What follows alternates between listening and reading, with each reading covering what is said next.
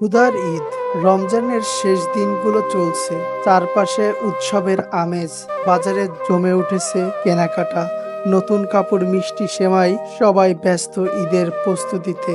কিন্তু রামনগর গ্রামের সেই ছোট্ট ভাঙাচোরা ঘরটায় এসবের কোনো অনুভূতিই নেই। সেখানে বসে মহিরুদ্দিন চুপচাপ তাকিয়ে আছেন শূন্য দৃষ্টিতে। তার পাশে বসে আছেন 12 বছরের রাকিব। ছোট্ট হাতে বাবার হাতটা শক্ত করে ধরে বলল, বাবা, আমাদের জন্য কি এবার নতুন জামা আসবে? মহিরুদ্দিন মাথা নিচু করে রাখলেন। কি উত্তর দেবেন? সত্যটা বললে ছেলেটার মন ভেঙে যাবে, তাই কেবল হাসার চেষ্টা করলেন, কিন্তু সেই হাসি যেন আরো বেশি কষ্টের হয়ে গেল। 8 বছরের জলি খাটের এক পাশে বসে নিজের ছেঁড়া জামার দিকে তাকিয়ে আছে, ঈদের নতুন জামার জন্য। সে খুব একটা আবদার করেনি, শুধু একদিন বলেছিল, আব্বা, রাকিবকে কিনে দিলেও আমি কিছু কব না, তাও একটা নতুন ওড়না হলে আমার ভালো হতো। মহিরের বুকটা মোচড় দিয়ে উঠল।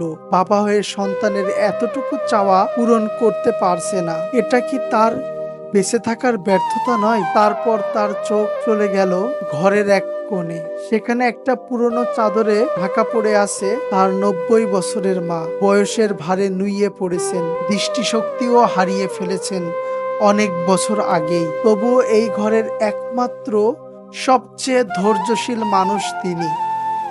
কিছুই দেখতে পান না, কিন্তু বুঝতে পারেন ঘরে কি চলছে। মাঝে মাঝে শুধু একটাই প্রশ্ন করেন, মহির, কিছু খেতে দিবি? কান্না চেপে মহির উত্তর দেয়, মা, একটু দাঁড়াও, কিছু একটা ব্যবস্থা করি। কিন্তু ব্যবস্থা করার মতো কিছুই নেই। রোজার পুরো মাস জুড়ে তাদের অবস্থা এমনই ছিল।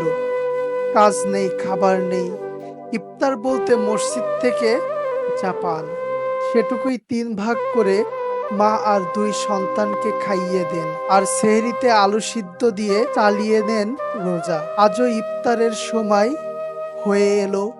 মহির মসজিদ থেকে কিছু খেজুর আর সামান্য ছোলা নিয়ে ফিরলেন। মা ও সন্তানের হাতে দিয়ে বললেন, তোরা খা, আমি একটু পরে খাবো।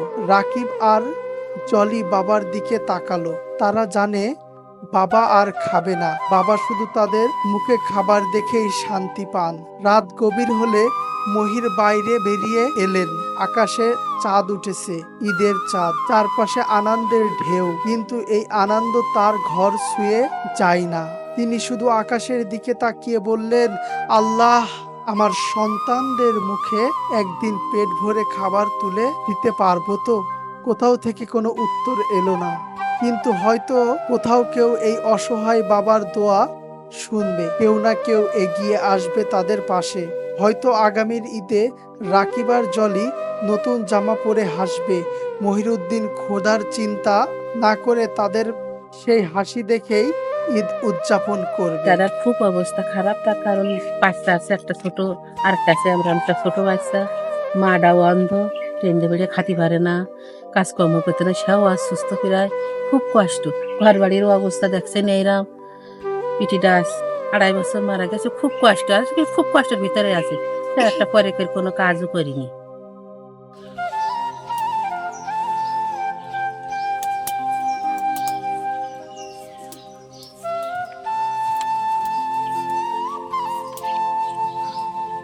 আমার ছেলে পেলে নিয়ে খুব কষ্ট। আমার বাড়ি আল্লাহ মারা গিয়া 3 বছর ক্যান্সার হয়ে আমি খুব দিশেহারা মুদি। আমার একটু সাহায্য সাহায্য করবেন। আমি খুব কষ্টের মধ্যে, দেখবেন সিয়ারি খাবো, তা একটা কিছু পাওয়া যায় না, কিছু কেনার মতো কোনো টাকা পয়সা নাই।